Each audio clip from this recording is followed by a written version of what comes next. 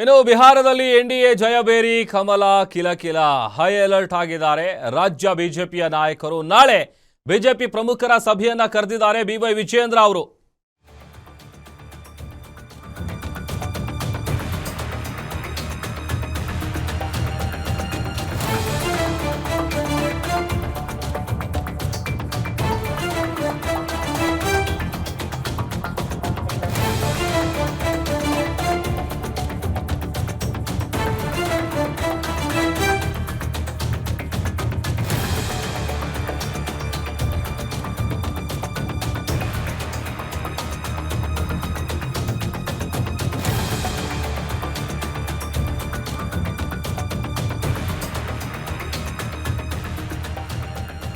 ಬಿಹಾರದ ರಿಸಲ್ಟ್ನಲ್ಲಿ ಎನ್ಡಿಎ ಜಯಭೇರಿ ಬಾರಿಸಿದೆ.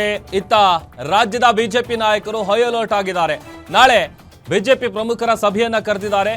ರಾಜ್ಯಾಧ್ಯಕ್ಷ ಬಿವೈ ವಿಜಯೇಂದ್ರ ಬಿಹಾರದಲ್ಲಿ ಮೈತ್ರಿ ಪಕ್ಷಗಳ ಸಕ್ಸಸ್ಸು, ಕಾಂಗ್ರೆಸ್ ವಿರುದ್ಧ ಹೋರಾಟ, ಮುಂಬರುವ ಚುನಾವಣೆಗಳಿಗೆ ಪಕ್ಷ ಸಂಘಟನೆ ತಯಾರಿ ಬಗ್ಗೆ ಇದರಲ್ಲಿ ಚರ್ಚೆ ಮಾಡುವಂತ ನಿಟ್ಟಿನಲ್ಲಿ ಈಗ ಮೀಟಿಂಗ್ ಕರೆದಿದ್ದಾರೆ. 2028ಕ್ಕೆ ರಾಜ್ಯದಲ್ಲಿ ಕಮಲವನ್ನ ಅರಳಿಸೋದಕ್ಕೆ ಈಗಿನಿಂದಲೇ ಭರ್ಜರಿ ಪ್ಲಾನ್ ನಡೀತಾ ಇದೆ.